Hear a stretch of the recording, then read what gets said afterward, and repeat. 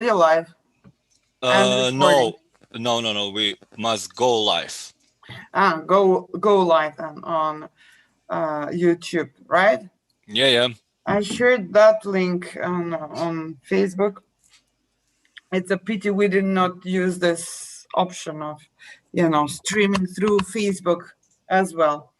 This page we recently created was supposed to be used for that purpose. Okay, so let's begin.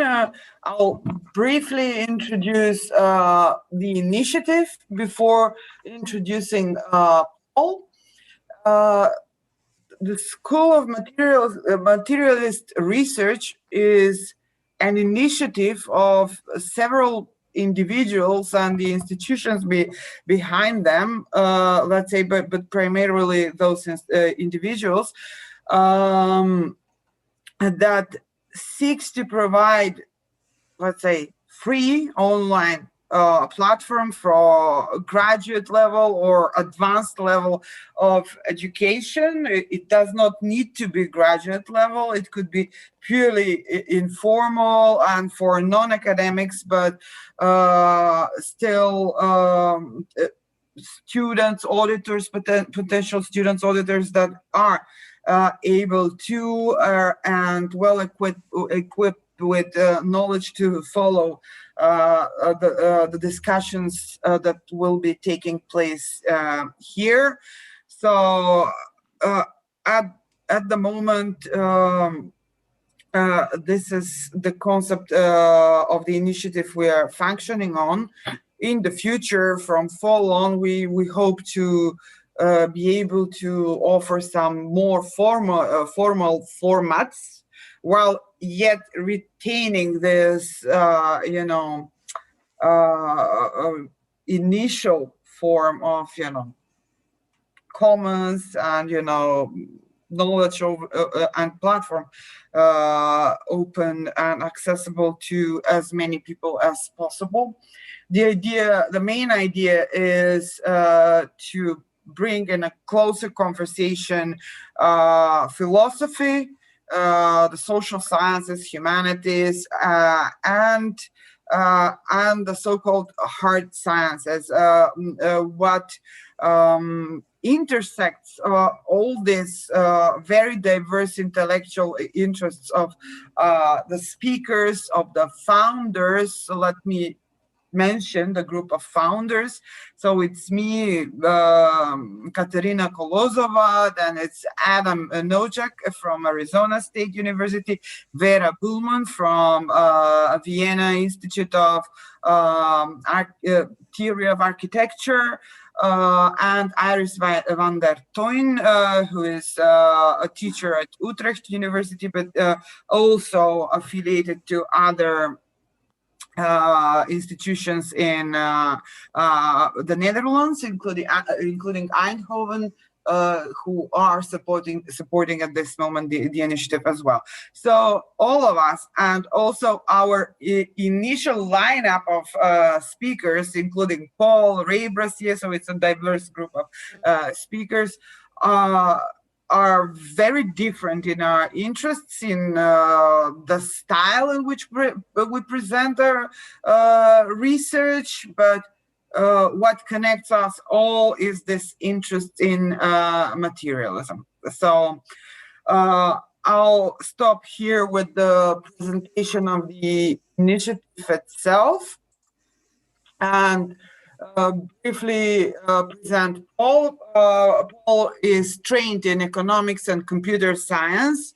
I also know him as a Marxian philosopher. He was actually very important for my own most recent publication. I mean, most recent monograph on the animals and non-philosophical Marxism.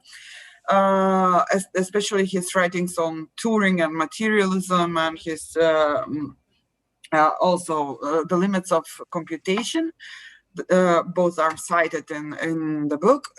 So at first, before becoming an academic, he worked as a hardware designer for ICL and Memex Ltd, later becoming an academic at the universities of Strathclyde and Glasgow. His research work in computing has included data persistence, data compression, video coding, special purpose hardware processors, 3D television, parallelising compilers. Sorry, Paul, I don't know these words.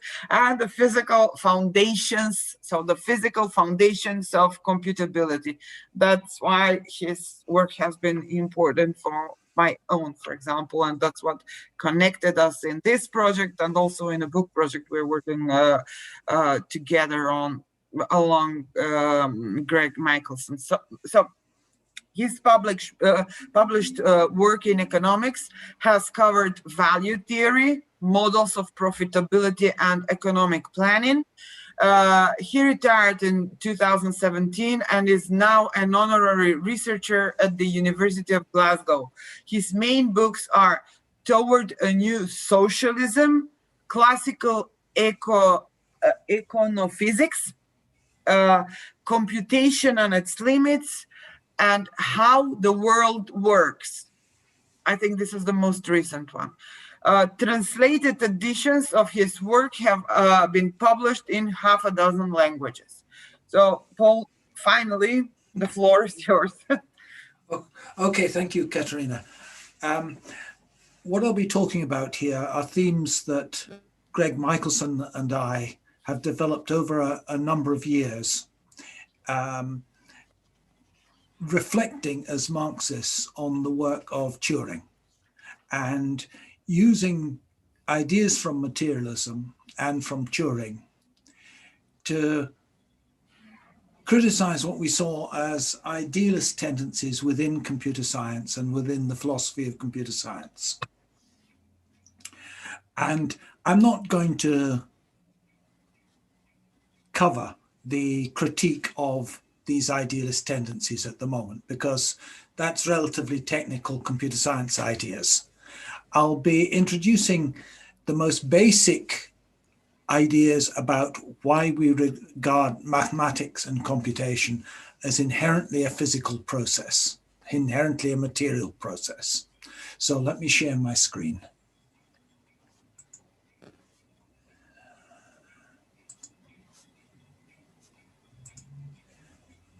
Hopefully that's visible to people, is it?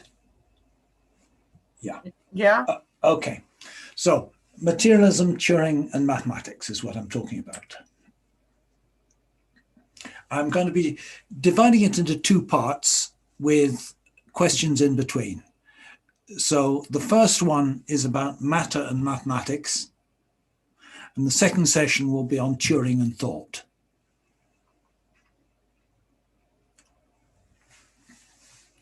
There's a problem that was set by Wigner, which was, how come maths, a product of pure thought, is so unreasonably effective, in his term, was the term he used, in handling the physical world. Now, Wigner's a physicist, but he was posing this, I think, in what is fundamentally an idealistic way, because he's saying maths is a product of pure thought, which is something we would very much dispute. And if you approach it from that standpoint, the whole thing is relatively incomprehensible. The example Wigner gives is, how come that an arcane formula, like Gauss's formula for the normal curve, is so useful in statistics? I mean, it's really quite a complicated formula there. And it's pretty obscure as to why it even draws a curve of that shape, let alone why it should predict the distribution of lots of random processes. And it's got odd symbols. It's got a Greek pi. It's got a sigma in there. Why should pi, the ratio of circumference to a radius of a circle, be of any relevance to crime statistics, for example? I mean, it seems totally weird. In fact, why does maths work at all? That's the fundamental question Vigner was asking. Well, what works is not pure thought maths, it's always applied maths. It's always real calculations based on formulae or real geometrical operations at an earlier time. And it's only when we use the formula to churn out numbers that this pure thought, or supposedly pure thought, turns out to be efficacious. Now that's perhaps stepping a little to one side. You can say that the ideas in maths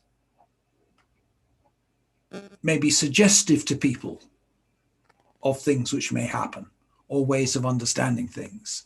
But when it comes to actually being useful, it's always an applied application of it. Once you do that, what you're talking about is computation.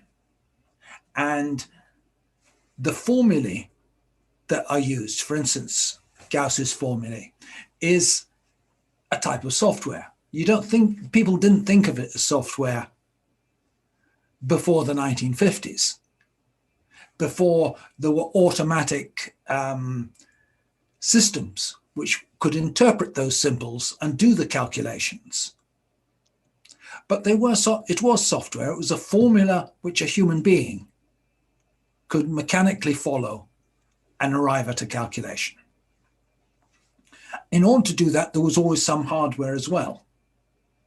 What was the hardware? Well, some of the earliest examples we have of symbolic artifacts appear to be artifacts to do with counting. They are bones, shells, and things like that with inscribed notches on them. And these are assumed to be tally sticks or ways of counting, because that's 20,000 years ago, that tally stick. But there are ones that were in use within recent history that are not significantly different. The point is that to count, people were using aids. They were using something material, a bone with scratches in it. If you go to the more recent period, throughout Europe, tally sticks of this sort, inscribed with what we now call Roman numbers, what used to be called the European number system, were standard. And that number system that we now only see in clocks and dates actually grew out of the practice of shepherds of carving notches into the tally sticks to record their sheep. The whole system of Roman numerals is incomprehensible unless you understand its material origins as a recording technology used in practice by shepherds, etc. Now, what we have here is one material system that is modeling another. You have the goat herder setting off in the morning. He has a stick of some sort, which he notches. If you take your goats out to graze in the morning, you cut a notch for each goat that goes out. And when you come back, you match the goats off against the notches as you let them into the pen. And if you've got fewer goats, you know that you've got to go back out and look for one. What does this depend on? What does this maths depend on? There's nothing arcane about it. It just depends on notches being more durable than goats. They're both physical things. One is a technology of record, and it records another object. And all maths basically comes down to this. It's a matter of making certain small physical systems, which you can call objects or tools, which we use to model other parts of the world. Now, because we're a literate culture. And because the way we're taught mathematics at school is once you get beyond the first primary classes, it's largely a matter of learning symbols and is very closely related to learning to write. We don't see it necessarily as a material process because symbols themselves are something material. And all maths has always depended on physical tools. The Inca civilization was able to plan its production and organize production across the whole empire using quipu strings, which actually amount to something very similar to an abacus, in which you encode numbers by series of numbers, series of knots tied on a string, as you would place beads on a wire with an abacus. So that's the European and Chinese equivalent. Again, physical objects that are moved about. That's counting. What about geometry? Which, from the standpoint of classical philosophy, Greek philosophy was the queen of the mathematical sciences. Well, again, this is something very material. The whole of the Euclidean geometry is based on material operations, operations that can be done with a ruler and a straight edge. Newton puts it very clearly. He says, to describe right lines and circles are problems, but they're not geometrical problems.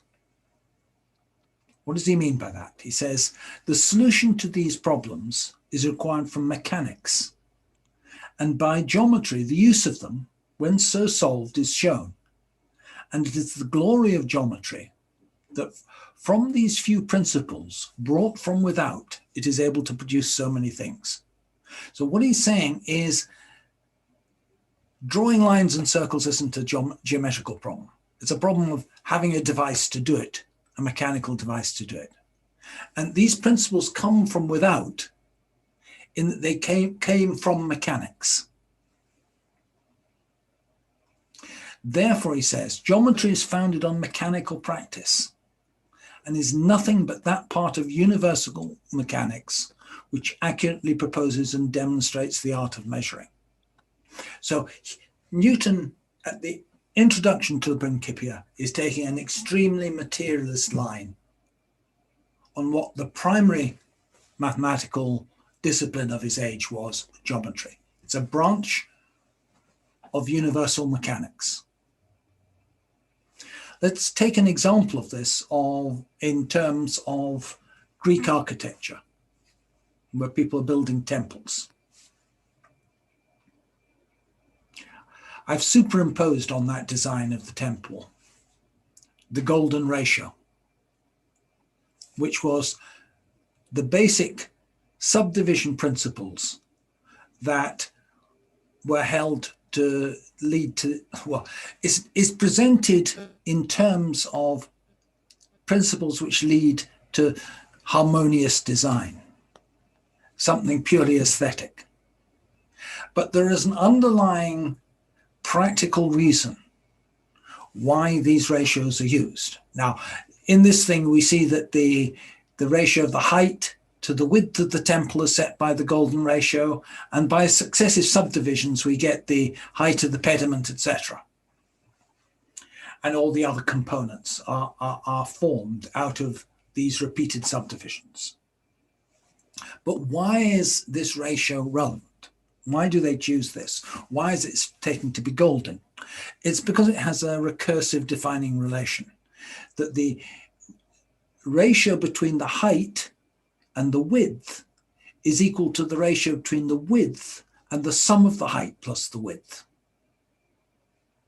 That's the golden ratio.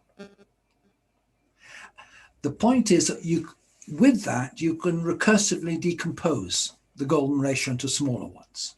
I'll get on to why you should want to do that, but first demonstrate it. Another place where the same thing comes up is the Fibonacci sequence, which occurs in nature. It occurs in these cauliflowers. And the sequence starts out 1 and 1, then 2, then 3, then 5, then 8, then 13, then 21, with each term being the sum of the two previous ones. Now you can draw that. You can draw it as a series of a pair of squares, and you then have another square with the height set by that. You then have another square with the height whose side is set by the sum of the previous two, etc. As you can repeatedly draw this, you get closer and closer to the golden ratio, and you get a series of squares, a series of rectangles, which are the golden rectangle. It converges on this irrational number. The more times you do it, the closer it converges. Okay, well, that's a practical way of doing it, but why should they want to do it? And the further point is that the Fibonacci series is named after Fibonacci, and he got it from an Indian mathematician in the 6th century, which is way beyond the time the Greeks were doing it. So how did the Greeks know how to build the golden ratio? Well, there's a purely geometrical construction for it. First, draw a square. We'll call that square A, size A, okay? And you select the midpoint of the base. You then put the needle of your compass in there and set the radius to the top right corner. You then draw an arc. Where the arc intersects the base, you've got the far right side of the golden rectangle. So that's a very practical geometrical method of doing it. Given that it was well known how to draw a square, you could, from drawing a square, using a compass, get all the rest of it. These are a set of practical architects' techniques. The proof of it is that meets it, okay. Square is of height, assume the square is of height 2, distance C to C is of length 1. That's 1 squared plus 2 squared, 4. That must be root 5. So A over B is 2 over root over 1. There's the 1 plus root 5 is that distance. B over A plus B is 1 plus root 5 over 3 plus root 5. You can very quickly show that that reduces to equality of the two ratios. But why do this? Well, the Greeks were building temples. They were building large buildings, which required the cooperation of maybe hundreds of people. The things were going to be collective labor. And it's known that they made scale drawings of buildings before they built them.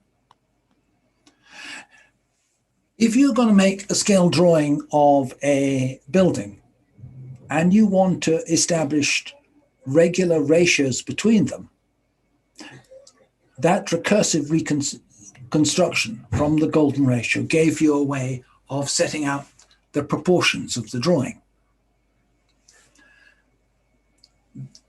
If you do the drawing on a large scale, you can measure it off with a ruler and give instructions to the stonemasons of what proportions, of how many stones of what size to construct. But you can do better than that. There are limits to the accuracy of pencil and paper.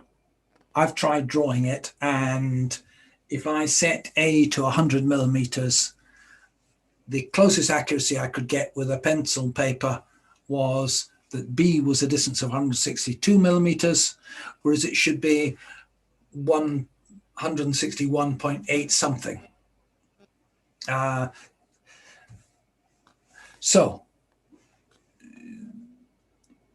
higher accuracy is impossible on a small drawing. But the ancients could achieve quite remarkable accuracy on large scales using surveying tools. It's reckoned that the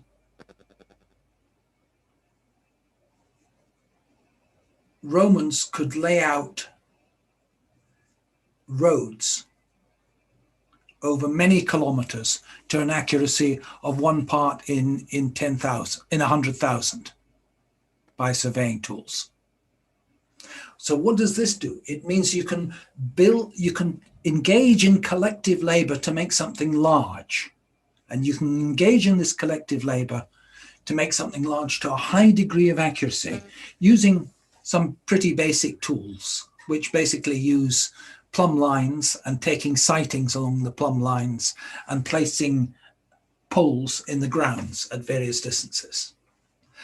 That's really long distance. In between, you had surveyors' chains. You could measure a distance by using a chain. Chain was better than a rope because it didn't stretch. You could also use a temple floor as a drawing board. Temples in Sicily, which were half completed, have in the floor of the temple, the marble floor of the temple, are etched drawings for the temple that was going to be completed. You can use it as a huge drawing board. If you got it on a large scale and you lightly inscribe the stone at the base, you can provide the standard measurements of all the parts you're going to need. So this whole art of geometry and the proofs of it were there to enable practical activities to take place. They were there to enable the architectural process to take place. What's happening here is a mechanical material system whereby one material system, the plan, acts as a model for another, the temple. Both of them are material. The similarity between the plan and the building is assured by the repetition of the same constructive steps on a large scale. You can apply the golden ratio construction and a technique given by Plato for halving a square. You can apply that on a drawing and you can apply it on the large scale with surveyor's tools and you get a replica. So the constructive image is both objective knowledge and the telos in Aristotle's sense of the building. And the physical modeling process allows the coordination of a large number of different craft workers, each constructing subcomponents, pillars, plinths, etc., whose individual dimensions are now being coordinated by the golden ratio. And the golden ratio is being chosen because it allows this recursive subdivision, recursive application at one scale or another. Now, it's easy to see that geometry is fundamentally what Newton called a mechanical art. You're using tools, you're using surveyor's chains, you're using a compass, you're using a ruler. But in the modern world, that is a subsidiary branch of mathematics. Children are still taught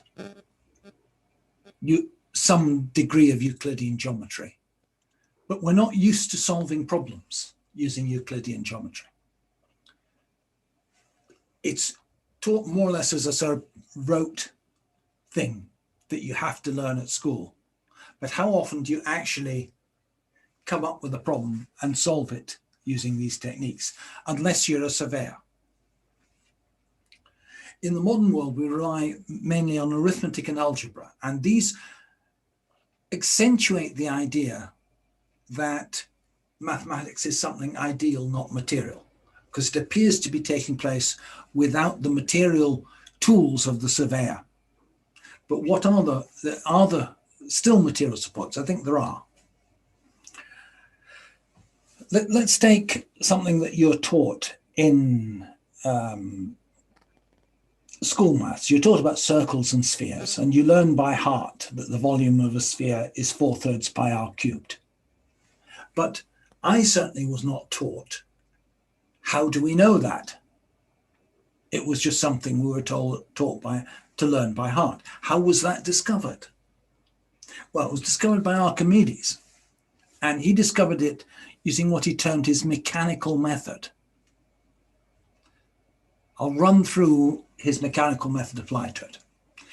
The analogy he has is with balances. He uses a mechanical method in many proofs.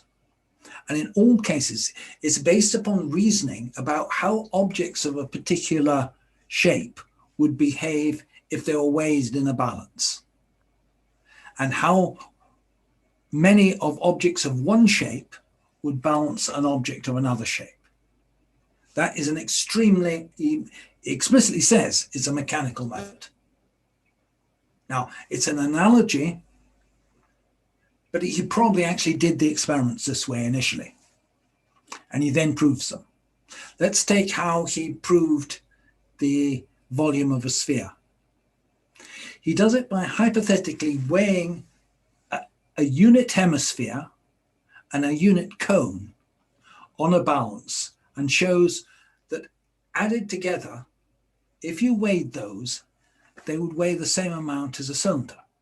And I say a unit hemisphere, that means a hemisphere of height 1 and of radius 1. And the unit cylinder, height 1, radius 1, unit cone, height 1, radius 1. So he constructs that model. He probably actually physically built it in order to determine whether he was right or get the intuition. But he then uses geometry to go, if you slice through these with successive thin slices, they must balance, because you start carrying out the slices from the top, and he shows that the sum of the slice on the hemisphere and the cone must equal the area of the unit cylinder. It was relatively easy to show. The area of the cylinder must be pi r squared, which reduces to pi, since r is 1. Suppose we're at a distance y down the height of each solid. The radius of the cone will also be y, since it's a cone whose height is equal to the radius, so the area will be pi y squared. You can apply Pythagoras' theorem to show that the area of the circle, these circles in the hemisphere, must be pi 1 minus y squared. You add the two together and they must equal to pi. So what is shown is that he already knows a cone weighs, the cone here weighs a third of a cylinder. That's earlier in his book, he's shown that. So a hemisphere must be 2/3 of a cylinder, and therefore a sphere is 4/3 of a cylinder of the radius pi. The volume of a cylinder is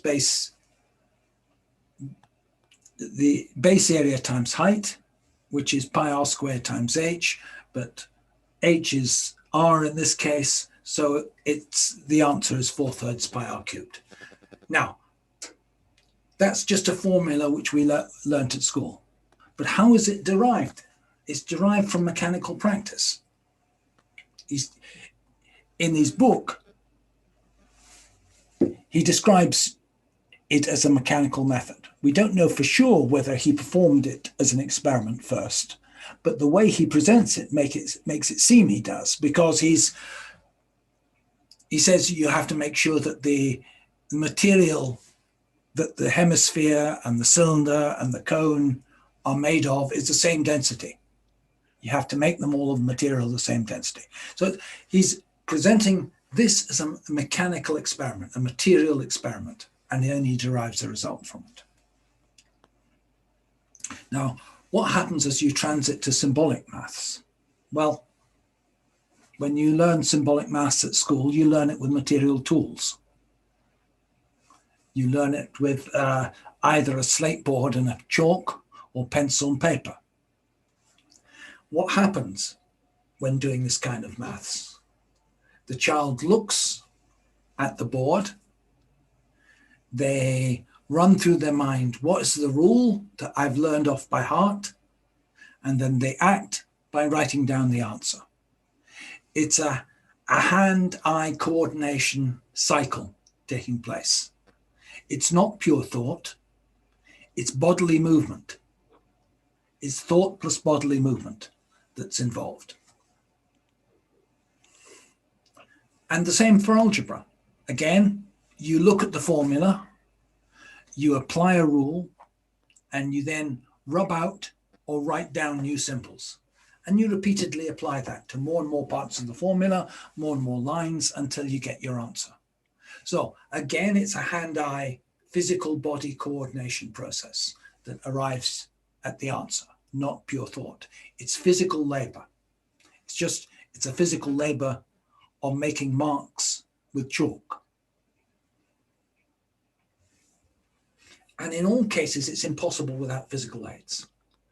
Very few people can do elaborate calculations without a pencil and paper or some other physical aid. That's because the human memory was not evolved to do this. The human memory is short-term, can remember a few things well, and it's very good at coordinating immediate memory with physical movements. And it's on top of that physical practice that we build up the mathematics. The abstract rules we learn that are inculcated into you at school, the times tables, the addition tables, these are learned off by rote.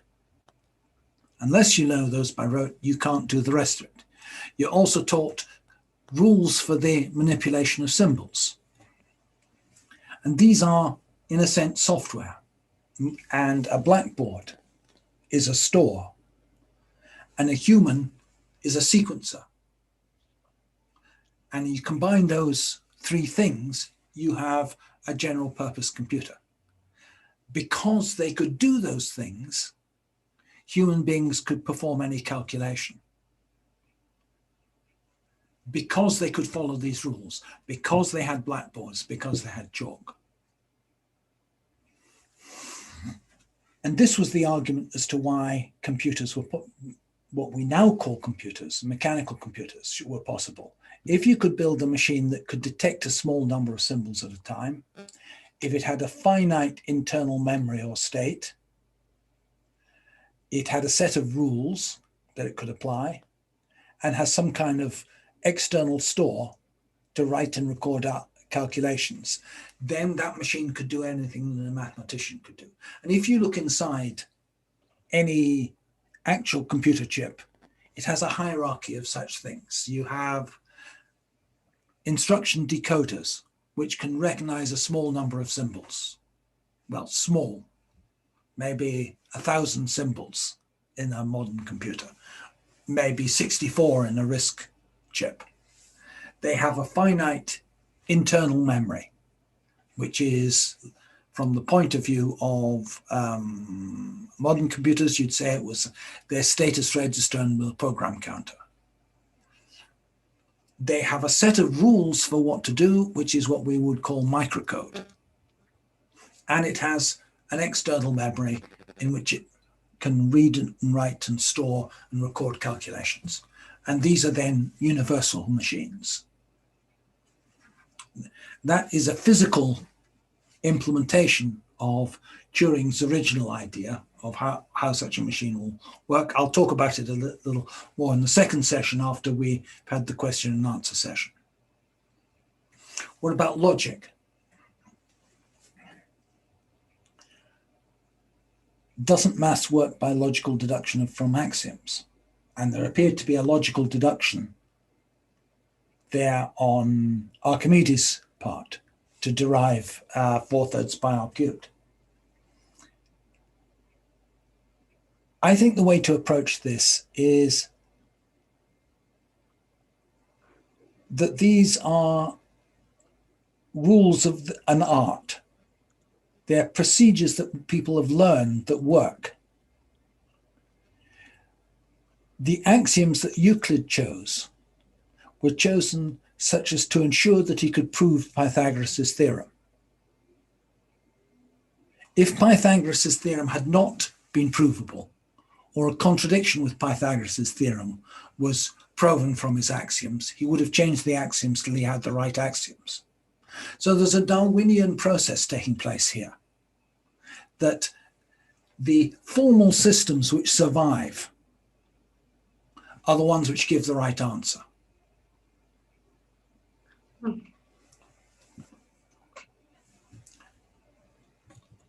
When you apply them somewhere else, the Euclidean axioms don't work for curved space-time.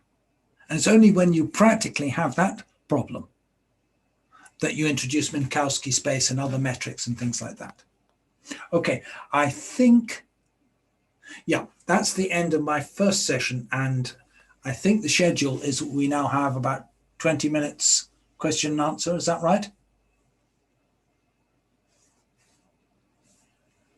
I assume Katerina's going to unmute myself. Yes, either you speak for an hour and then we have a 30 minutes session of Q&A, or we can have a short Q&A now. Then you continue with your second part and we have a conversation after that as well. I was planning on doing it the second way with a short Q&A now. Yeah. I know. I'm just explaining the rules, you know, because there is this other option for tomorrow for the sessions to come. Okay, so are there any questions now? Any comments, queries you would like to address to Paul?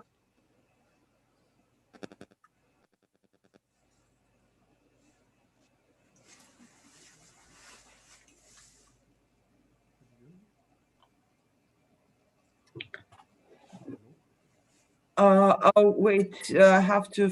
I think David is putting his hand up. Yeah, I can see. Okay, David, go ahead. Can't open this thing. Yeah, okay.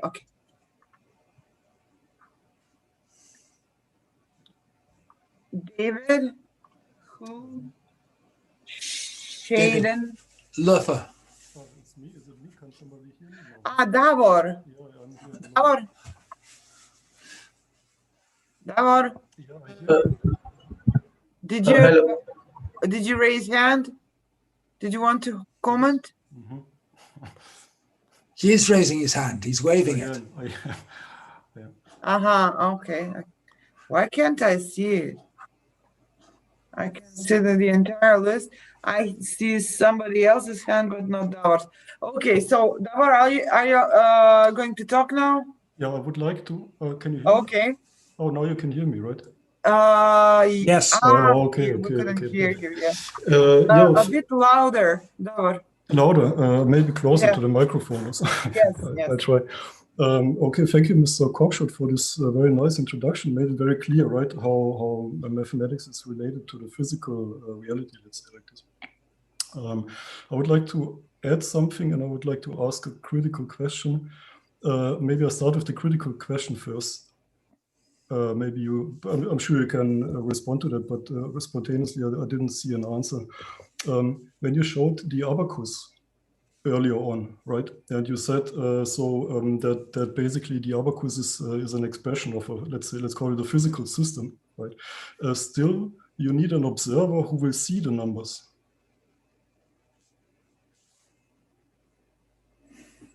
Right? Well, perhaps. So you see my point. So you cannot say that math is purely material because you still have this ideal component that projects the number into the abacus. Because if I take the abacus, for example, to a tribe in the Amazon, you know, or something, people who didn't develop the counting in that sense, in this abstract sense, they would not know what to do with it, right? So in other words, there must be a material component which has something to do with the history. Yes. If you say that there's got to be to do calculations, you actually have to be able to enter the information, and you have to have rules for manipulating the calculating device.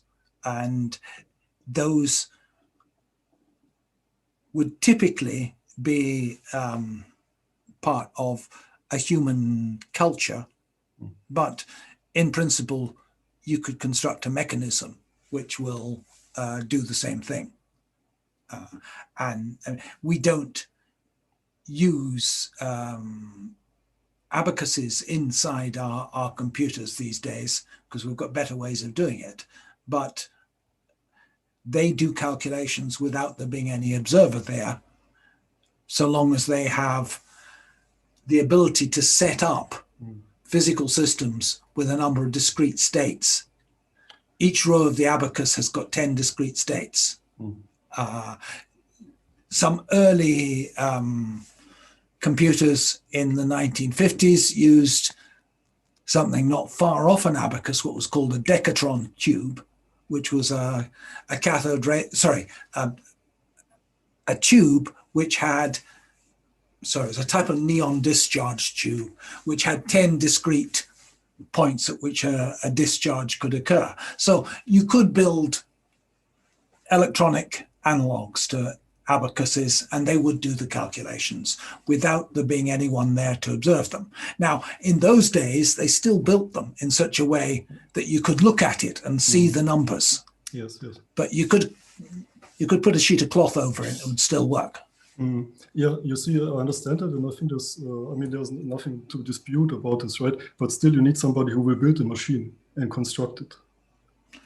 Well, you see my point that this idealistic component is not out of the equation. You cannot take it out of the equation because it's part of the formation of matter. Well, that is, all matter has a past history of other matter. Yes, the atoms that make up the computer formerly made up something else. So you can't bring these atoms into existence. So they have to be made out of material that's been mined. It have to be made out of metal that's been refined, etc. No, but I mean, somebody's putting this matter together, right? Somebody's building the computer. Somebody's building the abacus. And this the mind is ideal. Thought is idea. Therefore, idealist. That's your point? I'm saying that both sides are correct. You need to take in the material process, which, I mean, obviously you made it clear that most or many mathematics is a reflection of material, let's say, relations, okay, or mechanical relations, like, for example, when you draw a circle or something like this, right? And that mathematics is reflecting, so to speak, material possibilities. Right? If it's not materially possible, I think Davor basically is trying to connect Kant here. That the same thing that Sorry, comes from Kant. who is talking? Who's talking? Yeah, this is Shadan here. Okay. No, just one sentence. Just allow me to let you in so that we know whose turn it is. Okay, Davor, finish your point. No, okay, just it's not so complicated. I think everything is. I agree with everything that Mr. Cockshott just said. I'm just saying that it's a little bit dangerous to cut out the idealistic or mind component, because the mind is still. Or the culture, or the observer, so to speak, is still in the background, because the observer is, so to speak, selecting what it's seeing or what it's building. Well, it's true that in order to construct a given computing technology, you need a certain level of cultural development. Exactly, and this is what I just wanted to say. That level of cultural development, though, isn't something that exists in someone's mind. It is a collective of people who are engaged in production and enabling themselves to survive. And for electronic computers to be produced, it required a huge mass of techniques which had been developed for quite other purposes, which radios and radar and stuff like that, to make it possible. But Now, those societies carry along with them written records, which they use to teach people. They carry along with them ideologies. All that exists. But I think if we start talking about that, we're starting to talk about the materiality of ideology and the materiality of education. Okay, so my point was just that obviously there must be some sort of co-evolution, okay, between what we record in our memory, so to speak, the rules that we develop, how to organize matter around us, and mathematics and the technology, so to speak. So there's a feedback loop or something like this that is kind of progressive. Yeah. It's not only static, but we build up on one understanding, right? Of let's say the example that you used with the goat, which then transfers into a memory system of the tally sticks, right? By the way, this is called an exogram in theory of cultural evolution. You know, not an engram in our brain, but an exogram, like an external memory device, right? So. So in other words, one can describe mathematics as like a progression of abstraction.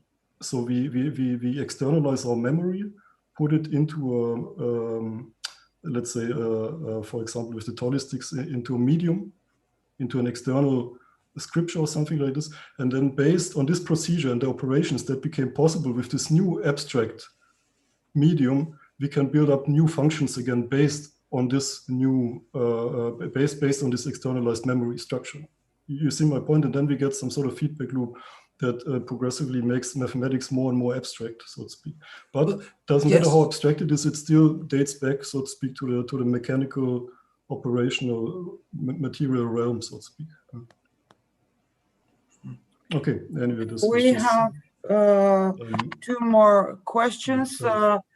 So before I give them the floor to Ratiraj and to David, I just want to comment on your exchange, just a brief comment. It seems like, Davor, you're implying that when we see the sign, we have an idea of the thing. Therefore, we operate with ideas. No? Oh, that's how I took it. Because, you know, if you take linguistics, you have a process of signification and a referent. That's it. And this process is rather material as well. Okay, so Ratiraj then and David afterwards. Yeah, so I have two questions. The first one is also sort of a response to Devor and a question to Paul. So I think Devor wasn't taking into consideration the functionality that also led to development of mathematics as such, because the example that Paul gave initially was that of the shepherds needing science to calculate the number of goats that come in and they go. So functionality is involved there as well. So currently, if we see the intense powers that computation requires, it is mainly directed and decided by the big financial market. So that decides the powers that big computations acquire and also their application. So throughout the history of development of, say, mathematics and its material and thought processes, there is also that thing of what function it was supposed to require, maybe. And if I'm incorrect, then maybe Paul could correct me. And then the question to Paul is that a lot of examples that you gave, like, they were actually taking into two different components and then tying them down to one common essence, making a sense of it, and then proceeding forward. And do we see some of that in Marxist methodology as well, of labor and value and things like that? Well, I think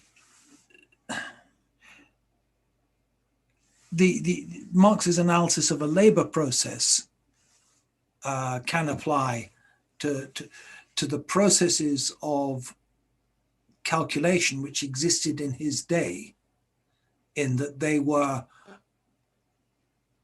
still at the stage of what he called manufacture. They were using hand tools, pencil and paper, and a division of labor within manufacture. So if you had a large problem, you got a large number of accountants working on it. So at the time he was writing, certainly mathematics was a labor process of the same sort as the labor process in for instance, pin making, shoe making, all those things. The transformation that capitalism brings about is the introduction of machine industry and the introduction of what the English translation of Marx calls self-acting machines. Now, I think that self-acting is a anglicized German translation of the German, which doesn't correspond to what modern English uses. Modern English uses the term automatic, which means directly self-acting. So automation and self-acting machines are the same thing. And the essence of the capitalist transformation of the world is the introduction of self-acting machines or automatic machines. And the transformation of calculation by automatic machines took place 150 years after the transformation of, for instance, the textile industry and other industries. But it's certainly analyzable in terms of the same concepts as he was applying to the cotton industry, yes. In fact, if you are looking at how do you get high performance computing, the main way you get it now is through parallelism. Have a lot of activities taking place in parallel.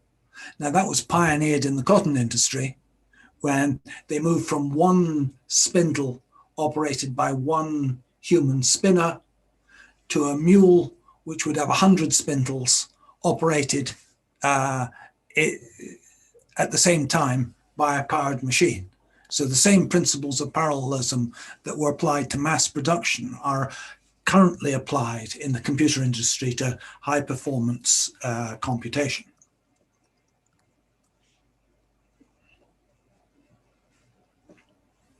Okay. David? Hi, thanks, Katrina.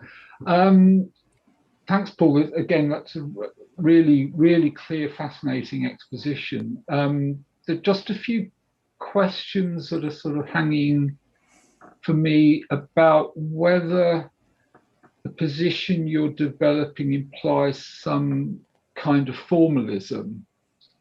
That is, the idea that essentially computation is something like symbol manipulation. I'm sorry, mathematics is symbol manipulation. And of course, classically, that's been regarded as problematic because, partly because, well, I mean, for example, Gödel's incompleteness theorem implies that any formal system that can, from which we can derive elementary arithmetic will have unprovable propositions if it's consistent. So no single formal system, it seems, could, in a sense, prove all of arithmetic. And then there are sort of, and here my memory is getting fuzzy. There are kind of problems like the sort of Lowenheim-Skolem theorem about the indeterminacy of the models for any particular formal system. So you might have a formal system that you can calculate in, produce some results, but the meaning of the meaning of that formal system may not be entirely constrained by that formalism. There might be many different models that you could use to provide a semantics for it. So I'm just wondering how you'd address those kind of methodological issues, I guess, deriving from model theory particularly. Well,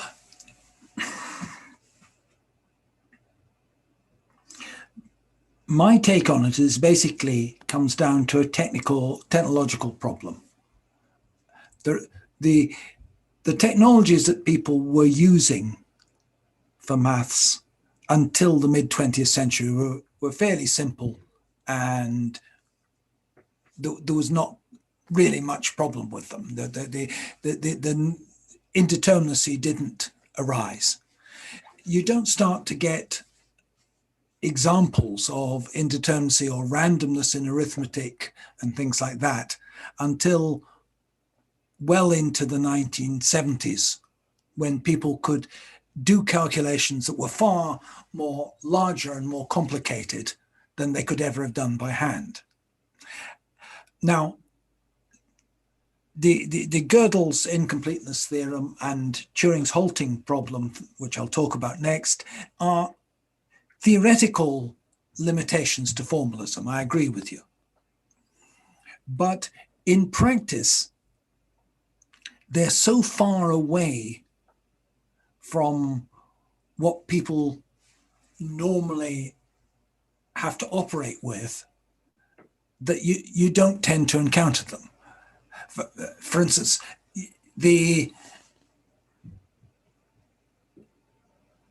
some presentations, and I think they're idealist presentations of Turing's work, present it as if he was operating with an infinite tape. I don't think he really was saying that, but even if you reject it, the idea that he's operating with an infinite tape, the number of different states that you can run through in even quite a modest computer circuit is so large that it makes the term astronomical seem small.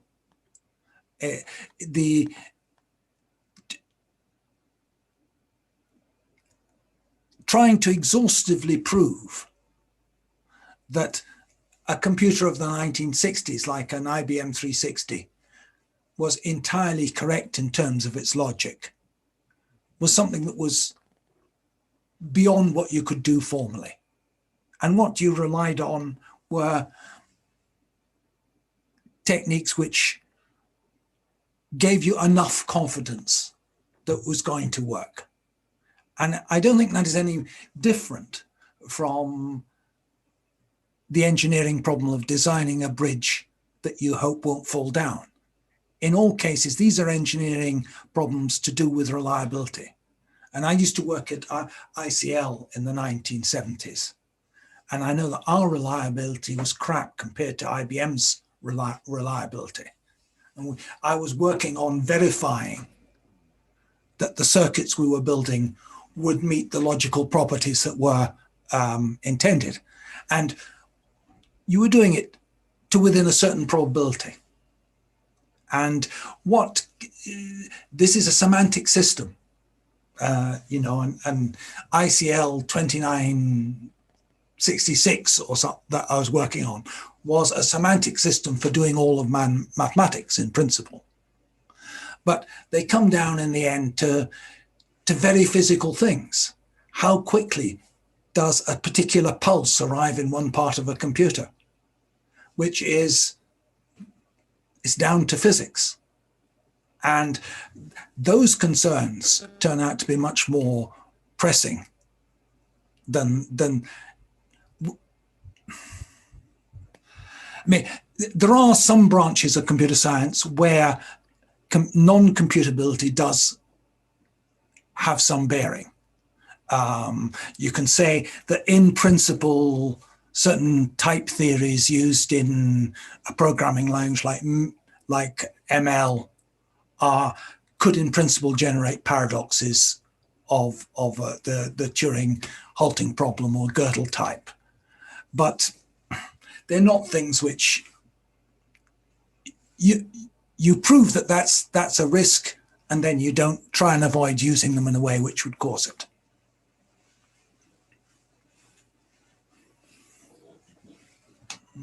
Thank you. Okay, so your next part, Paul, is on Turing, actually. Shall I go on to the next part? you saying? Yeah. Yeah, I okay. think so, because the conversation simply led us to the. Okay, let me find the next one.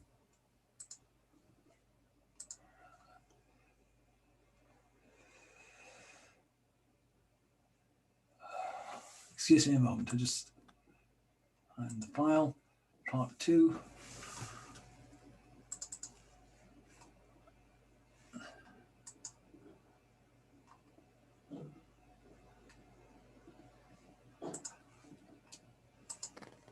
Oh,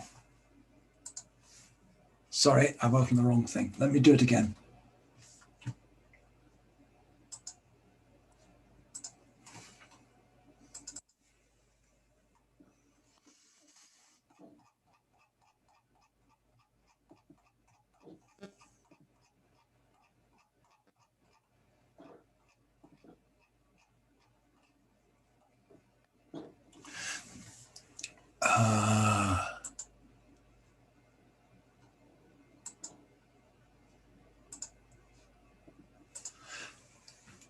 Okay, is that visible?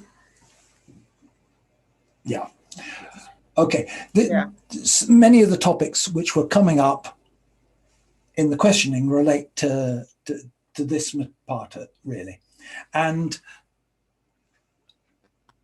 I'm saying Turing marks the passage of maths into materialism, because he's the first mathematician who really establishes a materialist theory of how you do calculation.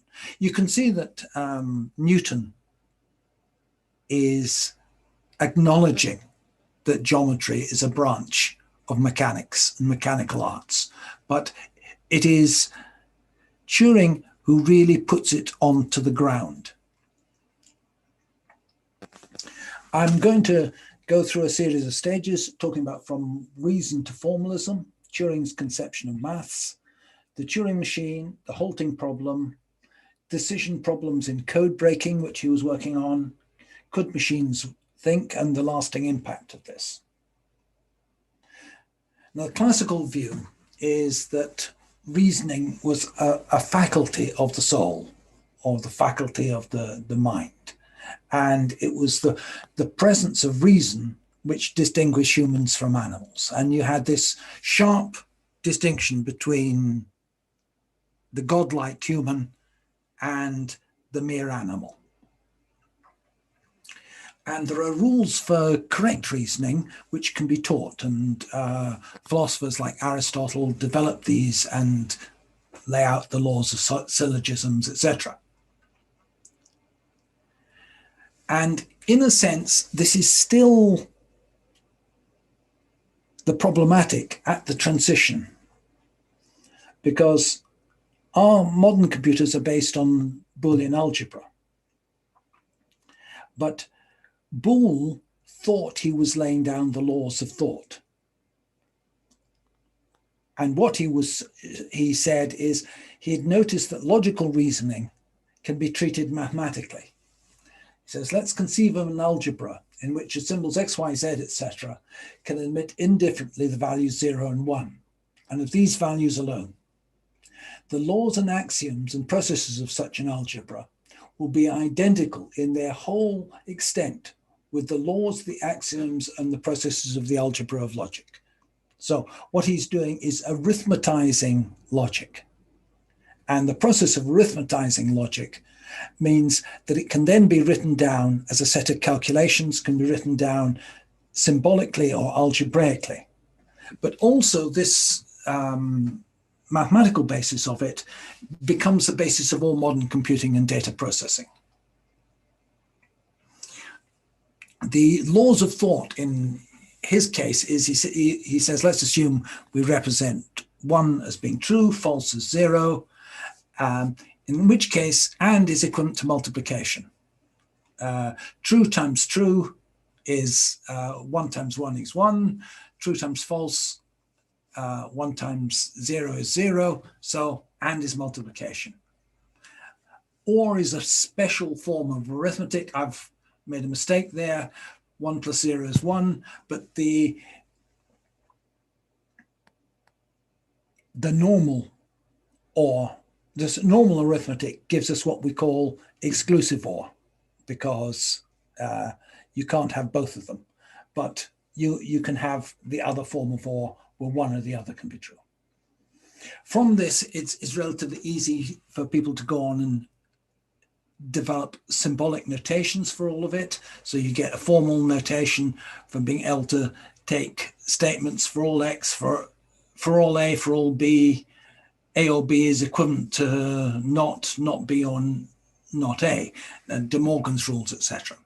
And reasoning then became the same as a manipulation of symbols, and it thus becomes a form of calculation, and in a sense meets Leibniz's proposal that where people disagree, we can sit down and calculate and come to an agreement.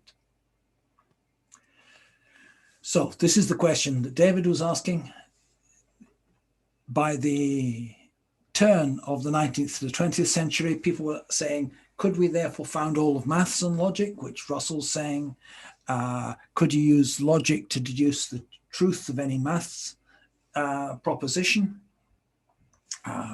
Can the truth or falsehood of mathematical problems in general be determined by purely formal or mechanical means? Now, this formalist project came crashing down in the 1930s. And the particular form of it that crashed down due to Turing was the decision problem, which Hilbert had posed, which was, can the truth or falsehood be determined by purely formal or mechanical means? What Turing did was show that there was no solution to the decision problem. And he did this by taking the term mechanical means absolutely literally. Could the truth or falsehood of a mathematical proposition be determined by a machine, is what he took it to mean. And in doing this, he developed the idea of the universal computer and transformed how we understand computation and reasoning. Computing machines were well established at the time Turing was writing, in the 1930s. My grandfather used to work for a computing machine company in Paris. He worked for British tabulating machines in Paris, and they had a system to automate orders and order processing for the French shoe industry, using punch cards and machines which would add up the total orders of every type of shoe that was sold in all the shoe shops of a particular chain and replace the stock. So that kind of automation already existed. There were computing machines used by navies, which would compute the flight of shells and predict where a shell would land. But all these were special purpose machines. There were specialist firms like Vickers who produced computing machines for warships. There were other firms like Hollerith and Honeywell, Hollerith and Remington and British tabulating machines, which produced accounting machines. But they were specialized. They could only do the one task they'd been set. What Turing did was think of the idea of the universal computer by forming an abstract idea of what is done when any mathematics is performed. And he did all this at the age of 24, which is quite impressive. Now, I've run through a bit of it already. He says what a mathematician does is always look at a small number of symbols at a time. This is due to the limits of our perception. We have a small fovea in our eye. The fovea enables us only to see a few symbols at once. We can't look at an entire sheet of figures and take it all in at once. We can only concentrate on a few digits. And we have a limited internal memory or state of mind. We can only remember a few digits in our mind. Most people if you tell them your telephone number for the first time, will have great difficulty repeating it back to you unless they've noted it down. If you tell them 3 digits, they can remember that. But once you get up to a 8 or 9 digit number, no, that's beyond the short-term storage capacity of our brain. Mathematicians also have a set of learned tricks or rules of thumb. And the more advanced they are in training as a mathematician, the more tricks and rules of thumb they've learned.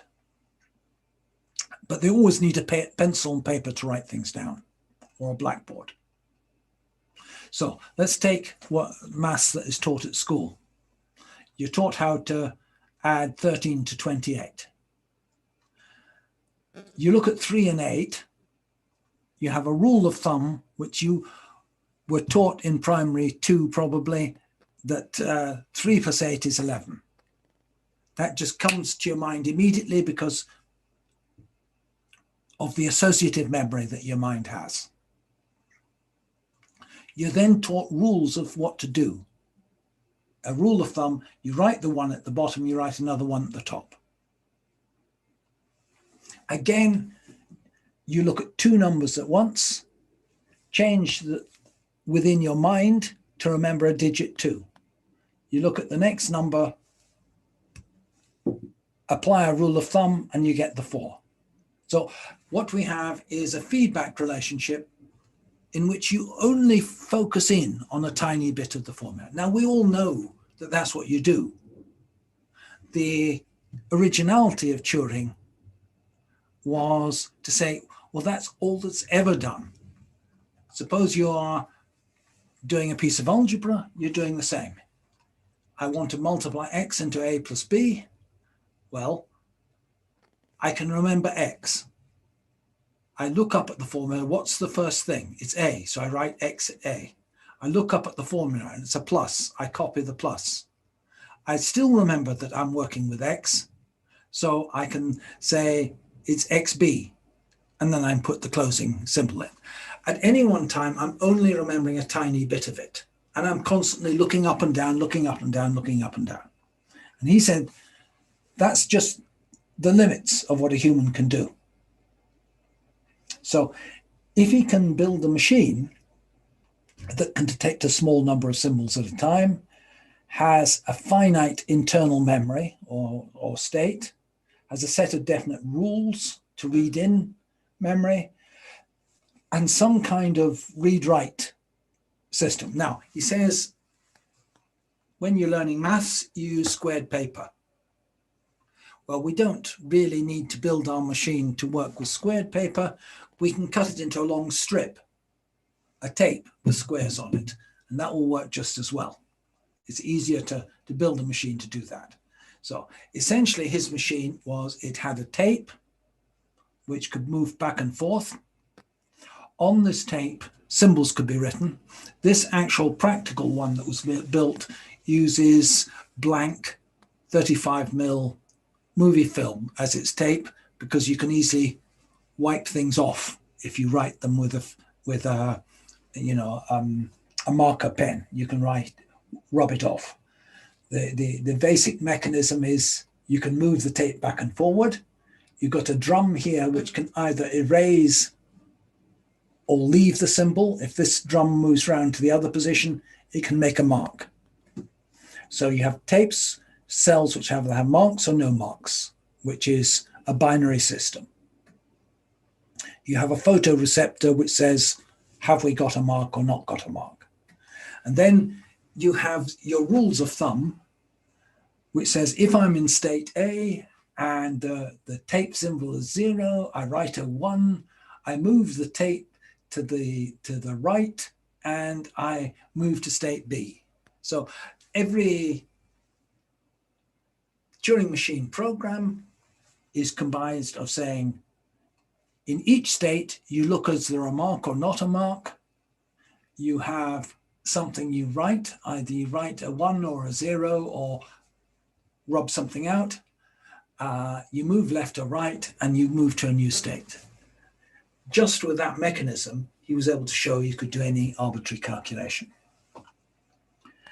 It is reducing what the human does to the absolute minimum. Now, it's not a very efficient way of doing it, but in principle, it'll work, and people have built them, and they do work.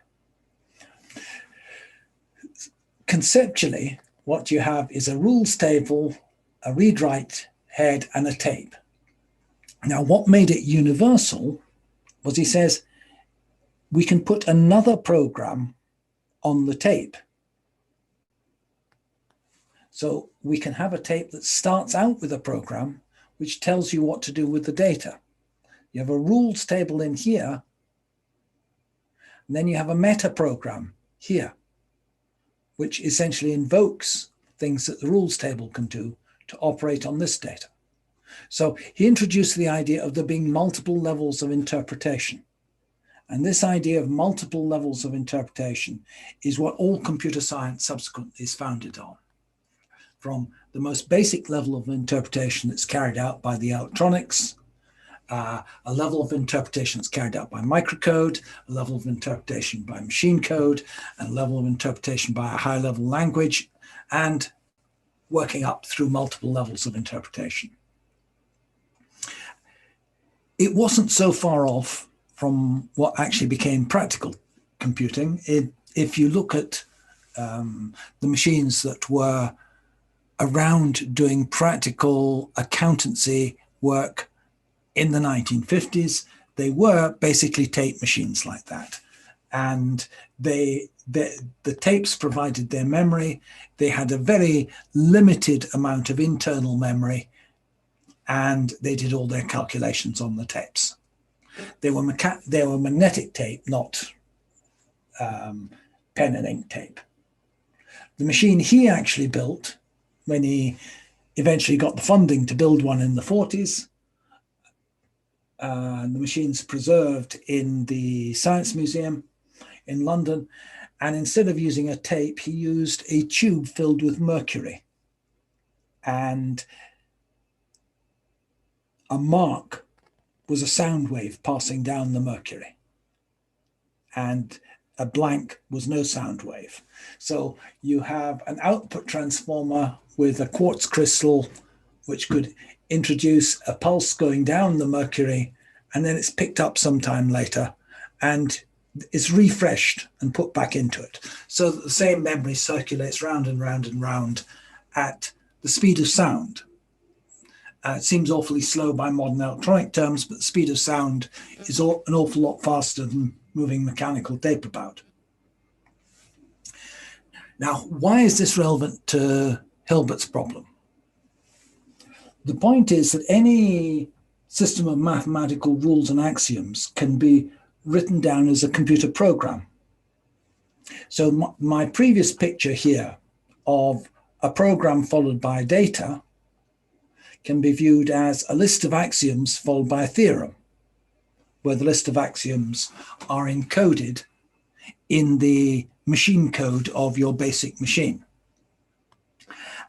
The decision problem then comes down to saying, if I apply these axioms to the theorem, will the machine halt or will it go on forever?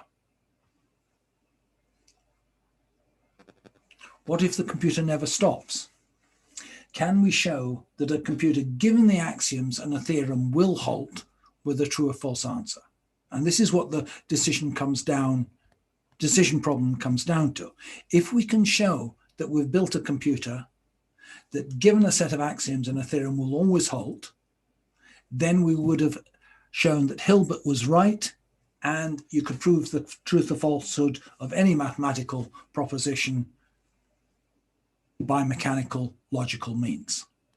But what Turing showed was it's impossible to have a general procedure for showing if another program will halt. Now, he's showing things about programs, but because of the duality between programs and axioms, what he proved about programs also applies to axioms. And he showed that you can't have a general way of showing that another program will halt correctly, or halt or run correctly, and hence the decision problem is unsolvable. I'll give a very condensed version of it. Suppose let us hypothesize that there exists a function called halt, which will return true if program P halts on input I.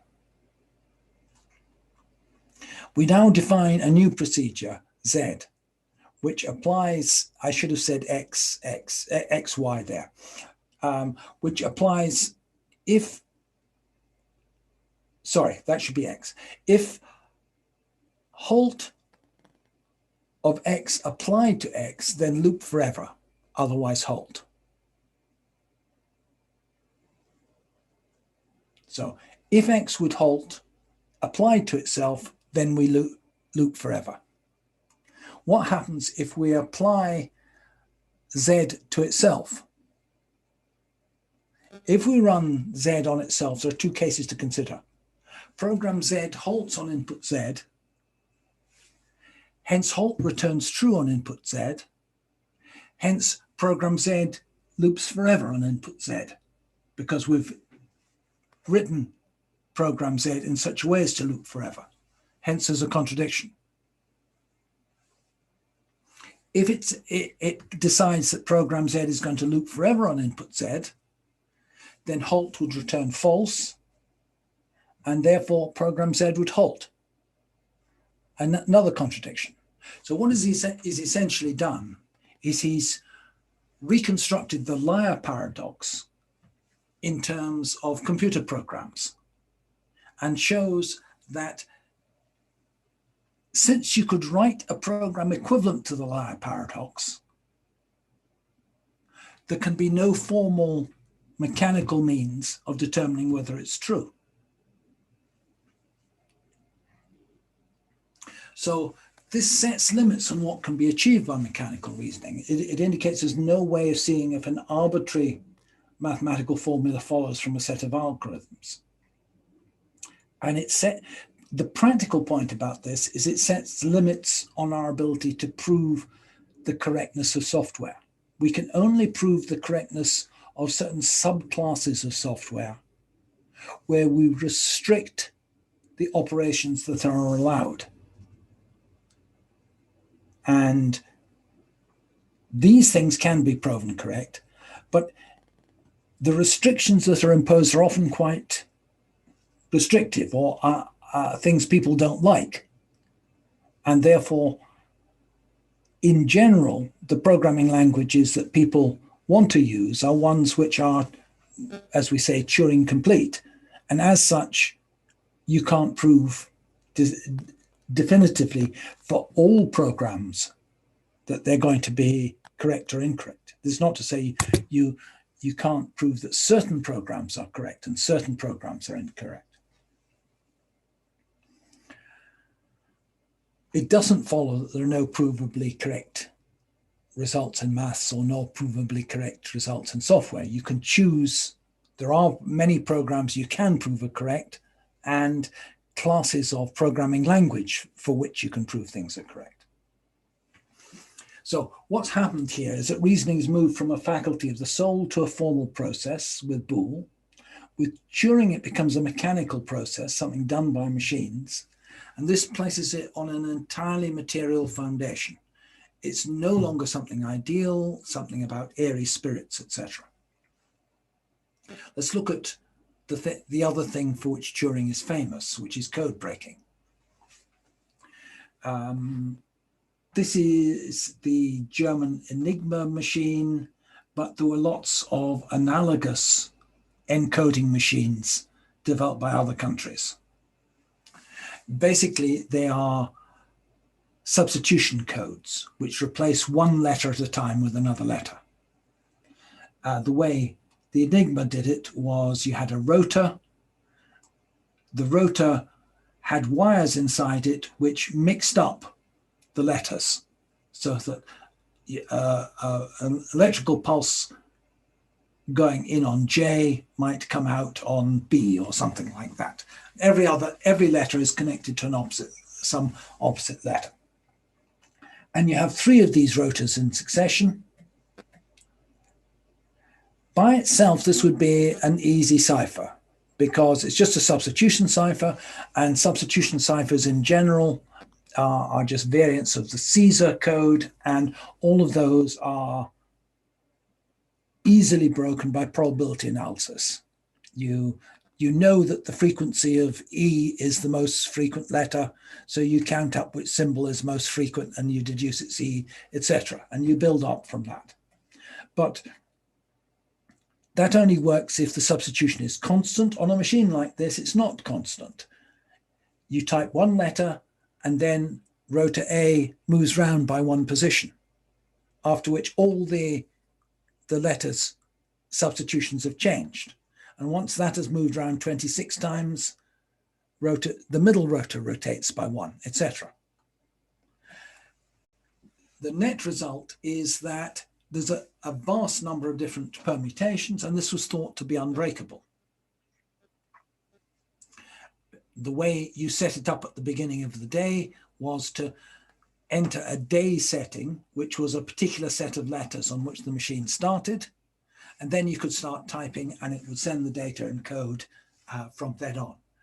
It relied on everybody in the network that was using these machines having a code book which told them what the day settings were. And if an enemy could capture the code book telling them what the day settings were, they could then decrypt anything which happened, provided they had a copy of the rotors. So if they had a machine with the rotors and listed the day settings, everything then becomes plain as day. If you don't have that, how do you do it? Well, if you know that certain ships or radio stations work in a routine fashion and always introduce their messages with a standard set of characters. So if radio signals from weather ships always start off with Wetter für die Nacht, you know what the true signal was. And Turing called this a crib. And this then comes down to the same thing as proving something from axioms. The decision problem was to see whether axioms lead to a theorem. And in a Turing machine, A and T are both numbers on a tape. The equivalent for decryption was deciding if a setting S and a crib C produced a ciphertext T. You're listening to the weather station in the north of Norway, and you record what letters it sends at the start of its message. So you know what T is. You know what C is because you know what the standard message in plain text that's being sent every day is. And you therefore have to see, does a given setting give rise to this combination? Now, the number of settings is actually relatively small. It's 26 to the power of 3. That's something tractable.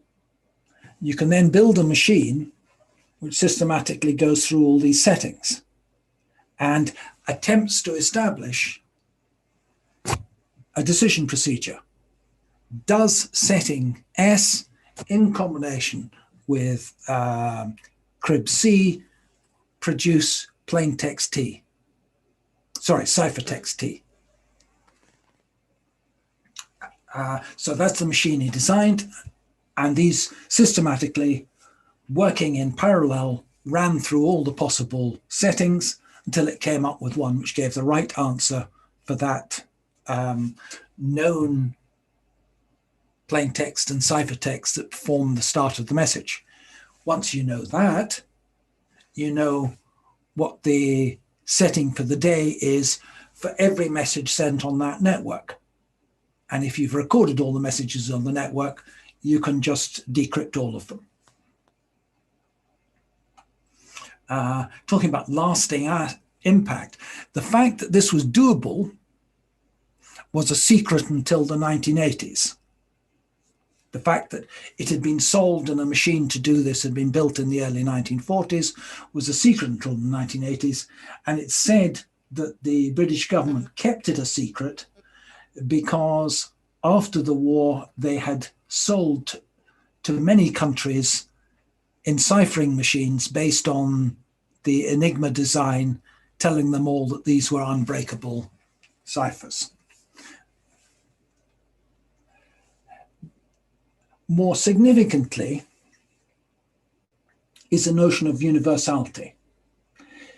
Turing in 1951 says a digital computer is a universal machine in the sense that it can replace any machine in a very wide class. Now, this relates to the same question as the issue of abstract labor in Marx. Why is human labor the source of value? Why is such a thing as abstract labor possible? It's because human labor can take any form. Humans can work on any task. Humans are the universal robots, the universal workers. What Turing had done was to introduce the machine equivalent within the domain of information processing of the universal laborer and the universal labor. And you get an equivalence not only in the sense that these same computers can be applied to thousands of different tasks. A standard Intel chip can be running an arbitrary number of different computations in different parts of the world. It also provides a metric.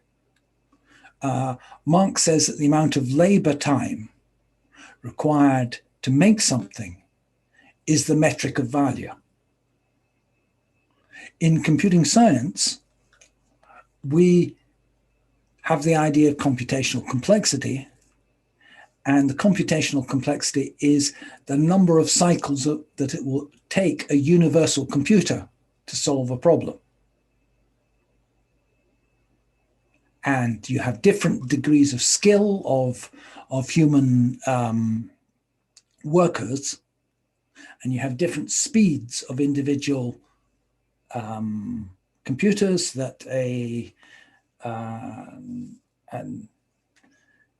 Ryzen processor will be, from AMD will be faster than an Atom processor from Intel, but these are just factors up to some constant scaling factor. The huge economic impact of the digital computer, the fact that it has transformed the mode of production, is because it is the first machine that shares the universality of human labor, shares the principle of universality that human labor has. And if you take the British input-output table and you invert the technology matrix for it and find the correlation between labor input and value, you find a very high correlation. The direct and indirect labor input of an industry correlates with the value of its output to a factor of something like 97, 98%. The only other input to industry that correlates as well is software input, or computer services, I think it's called. It is the only other universal input in the modern economy that correlates as well with the value of output as human labor, or almost as well, not exactly as well, almost as well. Now, what about whether computers can think? One of the more controversial things that Turing wrote on towards the end of his life was said, yes, computers can be made to learn. In principle, there's no reason why computers shouldn't think. And in the future, they will be able to converse with human beings in a manner in which it will be very hard for a person to tell whether they are interacting with a real person or with a computer. Whether a machine could have feelings, he says, well, he doesn't know, and he's no more basis for denying that a computer could have feelings than he could be certain that another human being feels the same as him. Same obviously could be applied to people denying that animals have feelings.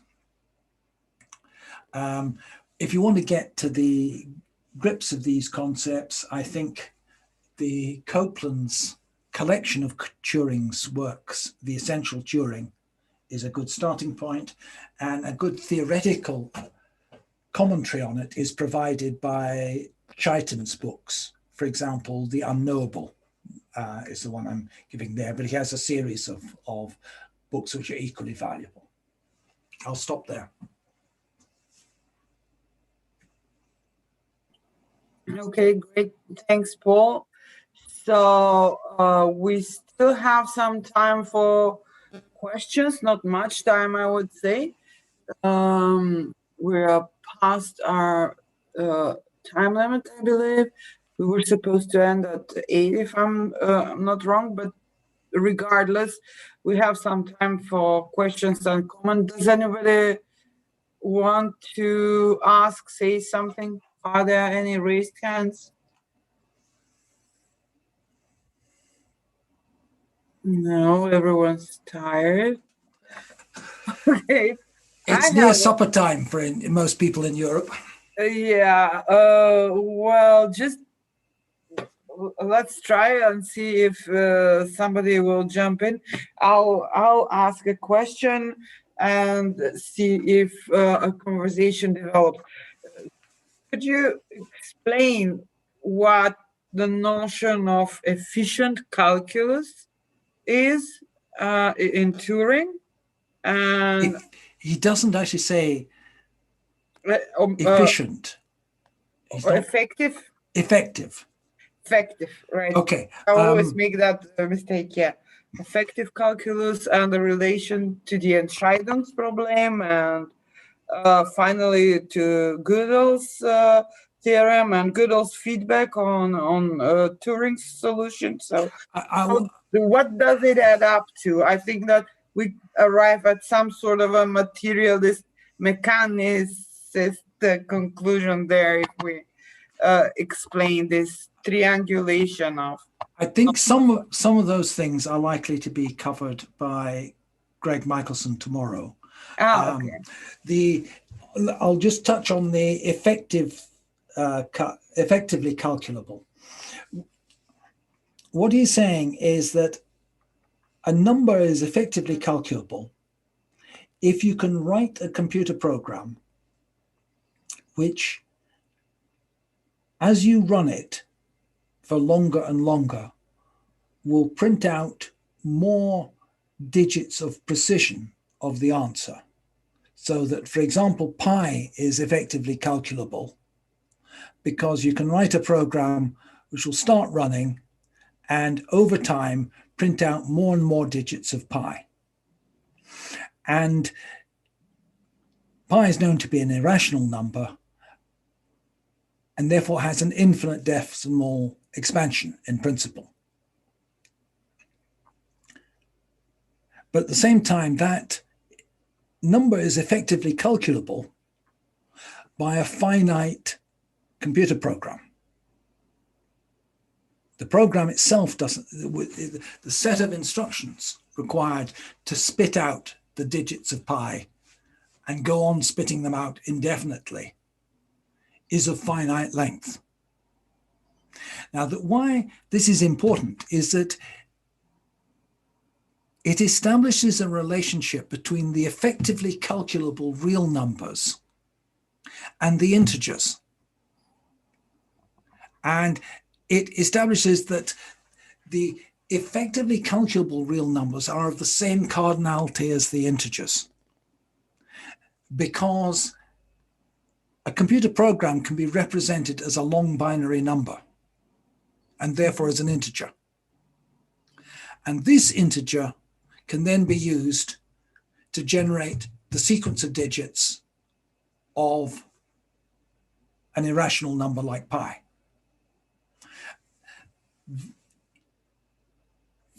For Turing, then, the effectively calculable numbers are the numbers for which a finite algorithm exists. And therefore, the effectively calculable numbers have a mapping onto the integers, which is a radical undermining of the idea of transfinite numbers.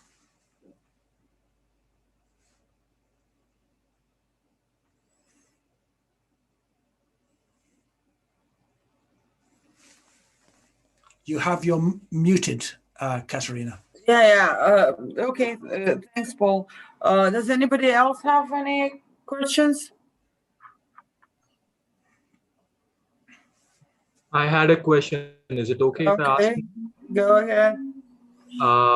So my question was that if computation and the power of computation is analogous to a human thinking, but then the machine computes a certain equation that's given to it for computation, and then certain results come out of it, and then the equation that is made is then also sort of the equation that we feed into the computer is also sort of through relation from our material surroundings, but also our thought processes.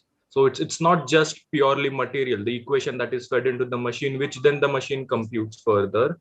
So then how is it possible to say that machines can really think? Because the equation that essentially defines what the machine is thinking, that is then fed to it by a human, right? So maybe it's a very basic question, but Well, at one level, yes, most computers are running programs that are explicitly set out by a programmer. But Turing was talking about machines that are able to learn. Now, at the time he was writing, the level of machine learning that was possible with the very small memories that the computers of the day had was quite limited. But it's now possible to have a machine learning process which can discover things and rules, for instance, in visual scenes, that the programmer had no clue to before. The programmer is therefore not in a, if you consider the TensorFlow learning toolkit, which Google uses for classifying images on Google Images, to group images that are like one another so that you get the right stuff when you're doing an image query. Well, no programmer knows the rules by which those images are classified. What they've isn't done. that black box modeling? Sorry? So the model remains in the black box, right? So we don't know what model the machine is using at that level as well. We can only Yeah, like you can understand it later on. You can retrospectively try and investigate what model the machine has used, and there are tools for trying to visualize the model. But what basically the programmer has done is write a program to describe a process analogous to the mammalian visual cortex. You've written a program such that the combination of the program plus certain specialized neural processing units, neural processing hardware, mimics what a mammalian visual cortex does. And this is now a machine which is learning in the same way that an animal does. And just as we don't really know how does a cat recognize a mouse, you can build a machine that will recognize a mouse. We can do it because we've learned the fundamental underlying processes by which visual learning takes place. And once you've learned those processes, you can mimic them. You can build something that does the same thing. You can build special purpose chips that do the same thing. So it's more like training the machine, right? Rather than the machine Yes. in itself actually learning too. So you train it and then it keeps on learning. What More they or do less. is they show them vast numbers of pictures. And one of the reasons why they're so keen on Android phones is that Android phones upload all the photos to Google Photos. And Google's neural nets are being trained on every photo taken by every Android phone every time you take a photo. And the training just amounts to looking at them, in the same sense that a kitten, when it's born, has relatively little ability to discriminate objects. But by being exposed to visual stimuli, it quickly develops specialized nerve cells which respond to particular stimuli. And Google are doing the same thing, except that they have a much larger set of eyes than any kitten ever had.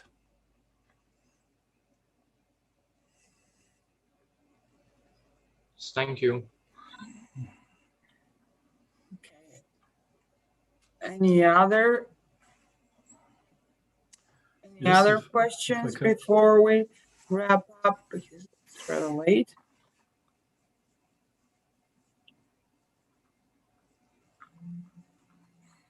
Yeah, I can say something. Yeah. What? Is this Alexander? Yeah, sorry, let me Yeah. turn on my. Oh.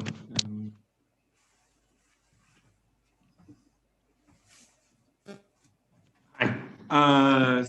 Thank you, Paul. That was a great and very clear introduction to a complex topic. I think it's very important to discuss exactly what was discussed today in the context of the humanities, because we often hear this there's a kind of rumor after post-structuralism that computation is somehow just another kind of explanatory metaphor for the world. You know, like a kind of, we used to say that the world was all, you know, we used to have clockwork mechanisms, so we used to explain the cosmos in terms of clockwork, and now we have computation, so everything's being, you know, computation is being applied to nature, and we're, you know, we think of things in that way. And the humanities is often involved in a kind of critique of this kind of discourse. And I think it's important to, what you were saying today is really showing the link between, you know, it's saying that computation is fundamental somehow. It's not just some, you know, effect of, you know, historical kind of mechanical invention that we just invented for some reason contingently. It's been there all along. We just kind of didn't know it was there until, say, you know, the 1940s or so, or, you know. So yeah, but that kind of brings me to the, I guess if I have a question at this point, it would be another aspect that comes out of Turing that is and computation is this idea of substrate independence, and the idea that that you say like an analog or continuous system can be simulated to an arbitrary degree of precision, or, you know, and this is sort of what you were touching upon with Boole, the Boole reference. We could say also Leibniz had something to do with that, with the idea of infinitesimals. And it now seems like now this is a kind of common kind of discourse now, the whole kind of simulation discourse. I wonder if you have anything to say about that in terms of matter, because then it kind of, that, you know, it opens up a whole problem of like, what is matter in that case? If simulation is the more fundamental thing, if the simulation of if the model itself that can be up to a certain degree of precision, up to an arbitrary degree of precision, if that's more fundamental than the matter itself, if modeling is more fundamental than the... No, it doesn't say that. It says the opposite. It says that each level of simulation depends on something material below it. Now, you can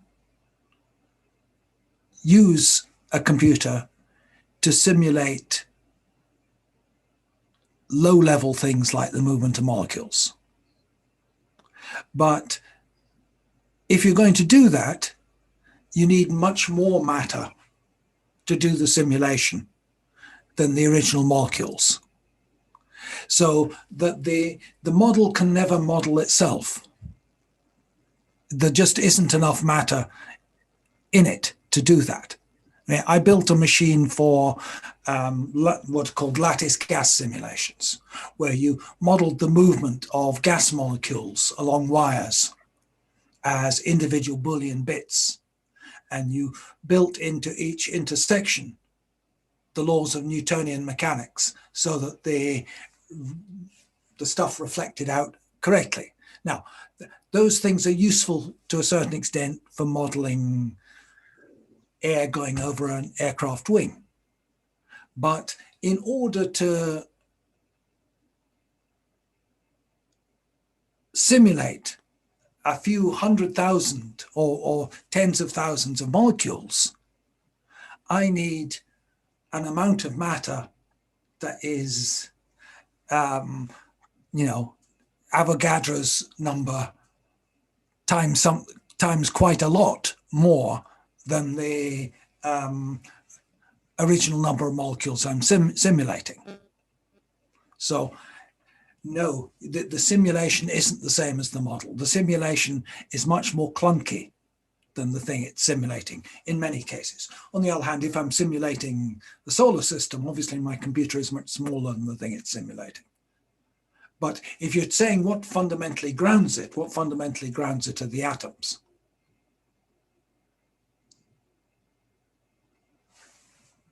Well, I would ask then at that point, I would ask, would you say that the underlying physics is also a computation in a certain sense? Like, the atoms are there because there's a... No, it's the opposite way around. It's the opposite way around. We can only do computation because the laws of physics are such as to allow computational machines to exist. Mm-hmm. Mm-hmm. If the laws of physics didn't allow such machines to exist, there wouldn't be any computation. So it's matter and the laws of motion of matter that are fundamental.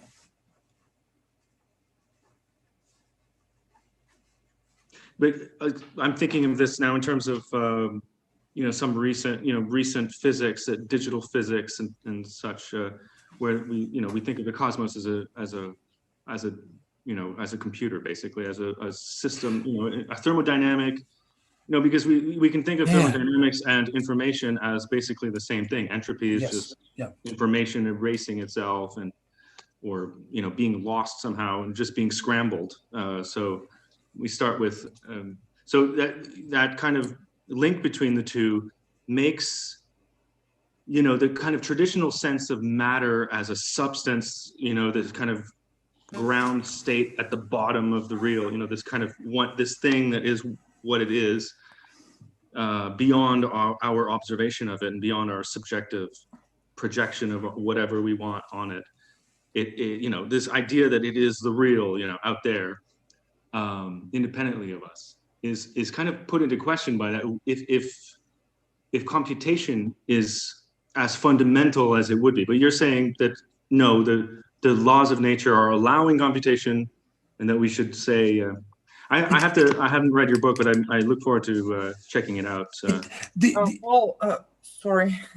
It's worth reading David Deutsch on this as well. Well, yeah, exactly. Yeah, I'm thinking about David Deutsch as well, because he would say, quantum physics the rules of quantum mechanics are the same as the rules of quantum computation, right? There's no difference between the two. So what is possible in a quantum computer is whatever is possible in a multiverse, you know, everything well, that you couldn't do anything on a quantum computer in principle that wasn't allowed by quantum mechanics. No. Right. Yeah. Anyway, we can leave this discussion for, but this is very interesting, and thanks a lot. May I ask something? Yeah. Okay, I have two questions. Firstly, we're talking about models. Is it possible to create a model to be able to understand itself and how the model itself works? No. Okay.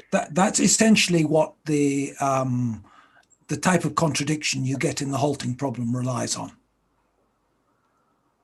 Okay, thank you. And my second question was about the cognitive abilities. Earlier, you said something about computers being able to recognize and learn patterns.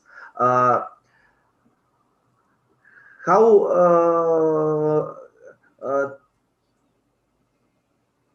which degree are computing abilities and cognitive abilities mutually related? Mutually related. You can have one without the other. Well, you can get computers to do computations with a much lower level of sophistication of hardware than is required to get a computer to do cognitive tasks. You just need an awful lot more logic, and you need an awful lot faster logic, and you need a lot more mathematics to do cognitive tasks than you do for a lot of other computational tasks. But the cognitive tasks, when done in a computer, are all done, in the main nowadays, they're done in the terms of floating point arithmetic and matrix multiplication, etc. So they are computational at one level, but that's because you're trying to model the analog computational processes that occur with neurons. And you get a reasonable mathematical representation of those if you treat it in terms of matrix operations.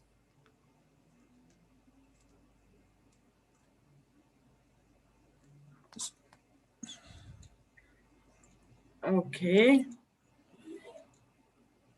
If there are no more questions, are there any more questions, or can we wrap up? Paul must be exhausted by now.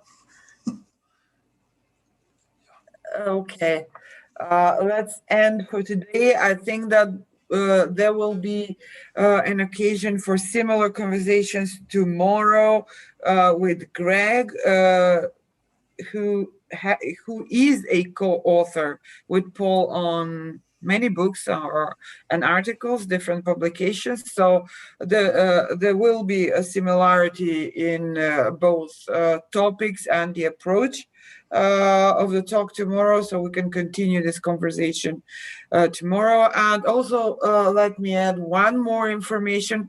From next semester on, we will try to find a modality to offer some courses for credit, and we hope Paul to teach in that format as well. So one could take a course with him in a more consistent format from next fall on. So that would be the closing information for today. Unless there is anything else, I would like to thank Paul for this talk, and hope to see you during the spring and summer seminars as well, not just in fall when you recommence teaching for us. Okay, thanks. Thank you for inviting me. Thanks a lot, Paul. Okay, bye.